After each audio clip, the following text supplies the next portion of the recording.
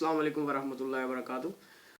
आज मैं आपसे बात करूंगा कि हम इंग्लिश बोल क्यों नहीं सकते। अब देखें, बतौर एक टीचर के कि हम नर्सरी क्लास से, बल्कि ये कह लें कि प्री नर्सरी से हम बच्चों को इंग्लिश की जो धुनी है वो देना शुरू करते हैं। बल्कि ये कह लें कि एक च्युइंगम की तरह हम जो है वो इंग्लिश जो है ना वो बच्चे को देते हैं चूसने के लिए। तो ये भी कह लें कि हम इंजेक्ट करते हैं बच्चे के जो है ना वो जहन के अंदर इंग्लिश को। लेकिन उसके बावजूद प्री नर्सरी से लेकर आपकी स्पेशलाइजेशन तक आप इंग्लिश का इस्तेमाल करते हैं, लेकिन अफसोस ये है कि हम में से जो अक्सरियत है वो इंग्लिश बोल नहीं सकती। अब इसके पीछे आखिर राज क्या है, मसला क्या है? ये मसला भी हमारे जो है ना वो अदारों की जानब उनकी निशानदेही करता है जहाँ से ये पैदा होता है। अब होता ये है कि जो स्टूडेंट हमारे पास इंग्लिश सीखने के लिए आता है तो हम उसे वो इंग्लिश सिखाते हैं जो फ़िक्रों में लिखी होती है।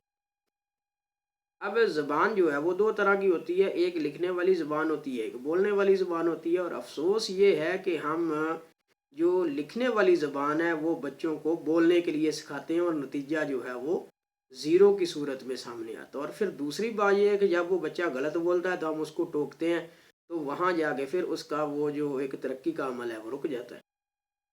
तो वो जो लिखने वाली ज़बान है उससे आप कभी भी जो है ना वो बच्चों को इंग्लिश नहीं सिखा सकते।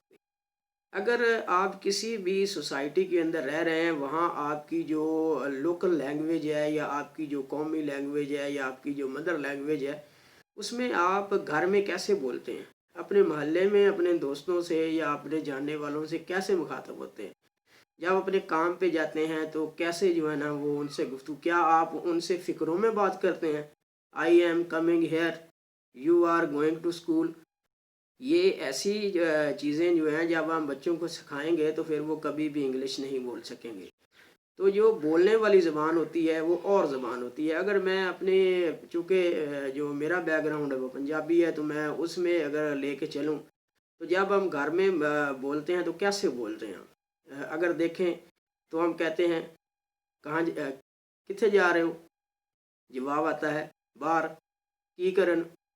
पट्ठे वड्डन। क्या करना है पट्ठे वढ़ के? डंगरों को डालने। तो ये छोटी छोटी चीज़ें जो है ना वो ज़बान को जो है ना वो सीखने में मदद देती हैं। तो हम तो वेयर आर यू गोइंग, ये एक से मतलब मसला जो है ना वो हल नहीं हो सकता। Where are you going? Lahore. जवाब मुकम्मल है। हम उस पर वहाँ जो है ना वो एक टैग कर देते, नहीं, I am going to Lahore. ये आपको मतलब जो है ना वो समझ में आ गया है, तो फिर यही ज़बान है। तो ये अगर आप ऐसा करेंगे कि ज़बान को आप सीखेंगे वो लिखने वाली ज़बान से हट के, तो फिर आप बच्चों को जो है ना वो इंग्लिश सिखा देंगे। अदरवाइज़ ये कभी भी ऐसा नहीं हो सकता कि आप फ़िक्रों वाली जो ज़बान है वो उनको सिखाएं।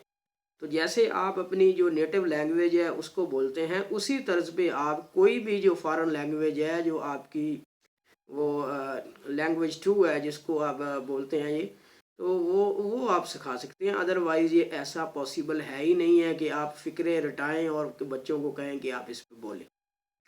वो तो एक स्क्रिप्ट होगा, वो बच्चे रट के जो है ना थोड़ी देर के लिए आपको सुना देंगे और उसके बाद फिर कुछ भी नहीं होगा, पीछे कुछ भी नहीं बचेगा। फिर जो है ना वही हेजिटेशन होगी, वही वो यहाँ वो लुकनत होगी, तो बार बार जो है ना वो इंटरप्शन होगी।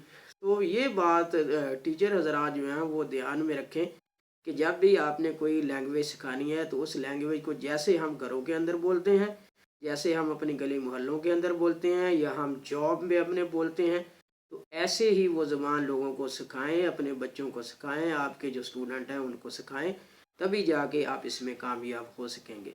अगर आप फ़िक्रों वाली ज़बान सिखाएंगे या लिखने वाली जो ज़बान है वो सिखाएंगे तो आप कभी भी कामयाब नहीं हो सकते। Thank you so much to listen and watch the video.